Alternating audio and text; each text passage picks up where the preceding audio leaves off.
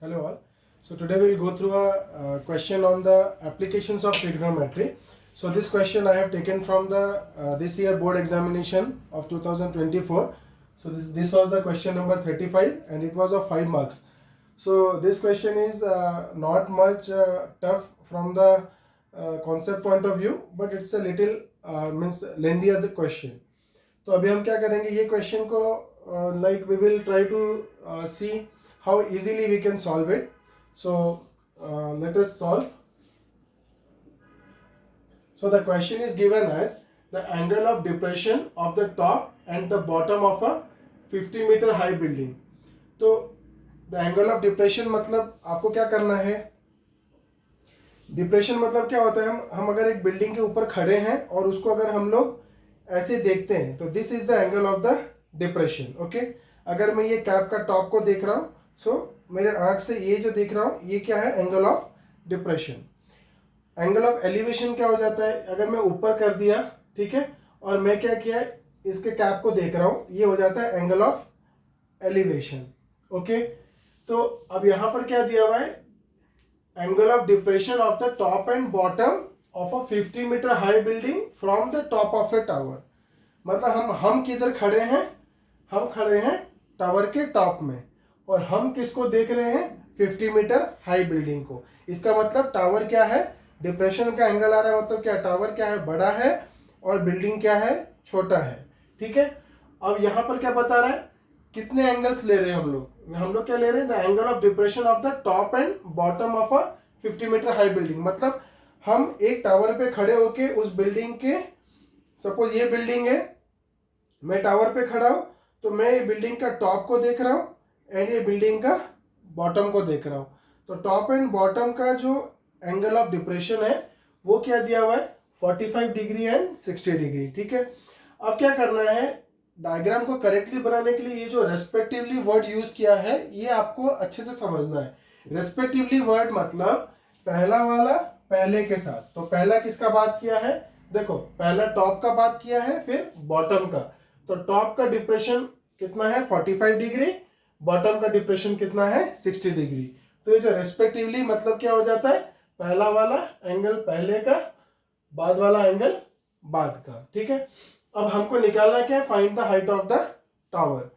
अब find the height of the tower निकालना है और हमको √3 की वैल्यू दिया हुआ है 1.73. तो हम इसका फिगर बनाएंगे.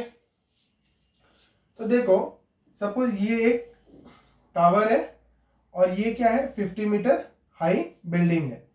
अब ये तो रहेंगे एक ही ग्राउंड पे, ये तो रहेंगे एक ही ग्राउंड पे. ठीक है, तो ये क्या है, 50 मीटर हाई बिल्डिंग और ये क्या हो गया, टावर. तो हम इसका नेमिंग कर देते हैं कि ये ए बी जो है वो क्या हो गया, ए बी क्या हो गया हमारा टावर, और सी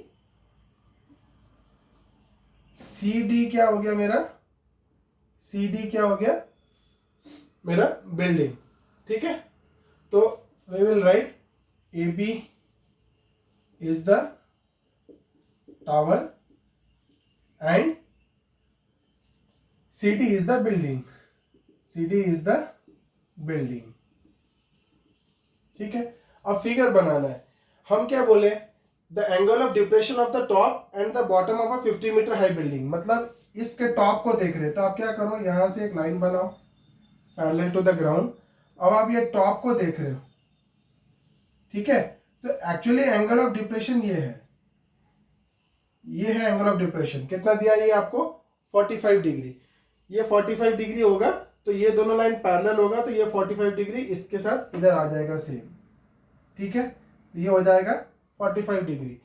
फिर क्या दिया हुआ है, बॉटम को एंगल ऑफ डिप्रेशन कितना है, 60. मतलब मैं यहीं से टावर के ऊपर से बॉटम को देख रहा हूं, तो बॉटम का एंगल ऑफ डिप्रेशन मेरा कितना हो रहा है, ये 60 हो रहा है. मतलब ये पूरा एंगल क्या है, 60.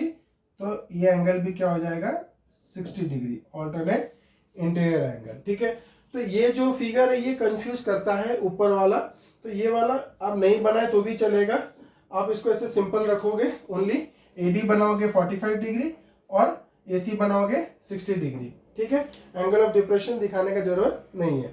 ठीक है, अब क्या करना है, देखो हमको क्या निकालना, find the height of the tower. We need to find the height of the tower. तो देखो ये अगर 50 है तो ये क्या हो गया एक तो, ये 90 है, ये 90 है, ये 90 है, ये 90 है, तो ये क्या बन गया एक तो रेक्टेंगल। तो ये 50 मीटर इसके साथ सेम हो जाएगा, तो ये कितना हो जाएगा 50 मीटर। ठीक है, अब आप क्या कर लो, ये जो ए है उसको हम लोग क्या पकड़ लेते हैं एक्स। तो हाइट ऑफ द टावर कितना हो जाएगा, ये पूरा ये भी हमारा टावर था ना, तो ये हो जाएगा मेरा हाइट ऑफ द टावर। मतलब मेरे को निकालना क्या है, मेरे को निकालना क्या है x plus 50, means I need to find the A B. तो अब देखो करना क्या है, ये फिगर आप बना लो। अब क्या करो, लिखो in triangle A E D, in triangle A E D क्या है आपका। देखो आपको क्या करना है, ये x को लेके इसमें लाना है, ठीक है, ये x को यहां लाना है, फिर ये x को इसके साथ मैच करना है। मतलब ये छोटे वाले जो ट्रायंगल है, कौन सा ए ई डी जो ट्रायंगल है, वो ट्रायंगल का हेल्प लेके आपको क्या करना है, ए बी सी ट्रायंगल में घुसना है। क्यों, तभी जाके आपको क्या हो जाएगा ए बी मिलेगा। ठीक है, तो हम देख रहे पहले ए ई डी से क्या मिलेगा। तो मेनली क्या है, ये जो हाइट एंड डिस्टेंस के क्वेश्चन आते हैं या जो एप्लीकेशंस ऑफ ट्रिग्नोमेट्री के जो क्वेश्चंस आते हैं, उसमें मेनली आपका 90% ऑफ क्वेश्चंस में आपके टेन थीटा यूज होगी। ये आप ध्यान रखो, टेन थीटा क्यों यूज होता है, क्योंकि क्या रहता है, ये P बाई बी को रिलेशन करता है। क्या, P बाई बी को रिलेशन करता है। अब हमको पता है tan 45 डिग्री कितना हो जाता है 1, तो 1 हो जाता है, तो दिस बाई दिस कितना हो गया 1, तो ये x इक्वल टू ये क्या हो जाएगा x। तो क्या हो जाएगा, in triangle A E D tan 45 degree equal to क्या हो जाएगा ए ई बाई डी ई, क्या हो जाएगा A E by D E. Okay, now tan 45 का वैल्यू कितना है 1, तो ए ई क्या है x, ए ई क्या है x, और डी ई हमको निकालना था। तो यहां से हमको क्या मिल गया डी ई, या इधर लिख देते हैं, हमको क्या मिल जाएगा डी ई, विच इम्प्लाइज क्या हो जाएगा D E is equal to x। Metre use किया था, आप क्या ले लो मीटर। ओके, अब आपको क्या मिल गया, d की वैल्यू मिल गई x मीटर। तो देयरफॉर BC भी कितना हो जाएगा, BC is equal to x metre. क्यों, because DE will be equal to BC, DE will be equal to BC। Okay, तो आपको BC कितना हो गया हमारा, BC इधर हो गया x, DE x निकला, तो BC भी कितना हो जाएगा x। अब आप बड़े वाले ट्रायंगल में जाइए, तो बड़े वाले ट्रायंगल में क्या हो जाएगा, in triangle A B C, in triangle A B C, तो क्या हो गया tan 60 लो, tan 60 degree is equal to क्या हो जाएगा परपेंडिकुलर बाय बेस, तो A B by B C, मतलब x प्लस 50 बाई एक्स, तो कितना हो जाएगा x plus 50 by x. Now tan 60 का वैल्यू कितना होता है हमारा, इट इज √3, तो ये कितना हो गया x plus 50 by x. Now आप क्या करो, इसको क्रॉस मल्टीप्लाई कर दो, तो ये कितना हो जाएगा √3x is equal to x plus 50, which implies √3x minus x is equal to 50। और अगर आप इसमें से x कॉमन लाते हो तो कितना होता है √3 माइनस 1 इज इक्वल टू 50। अब हमको क्या निकालना है, x का वैल्यू निकालना है। तो x का वैल्यू हम कैसे निकालेंगे, देखो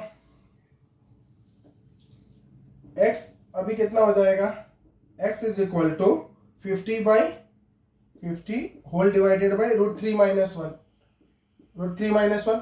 अब देखो डिनोमिनेटर में √3 है, और आप क्या करोगे 1.73 की वैल्यू यहाँ पे डालोगे। ठीक है, तो 1.73 डालोगे तो ये क्या हो जाएगा, फिर आपको डिवाइड करना पड़ेगा। इससे अच्छा क्या करो, आप इसको रैशनलाइज कर दो।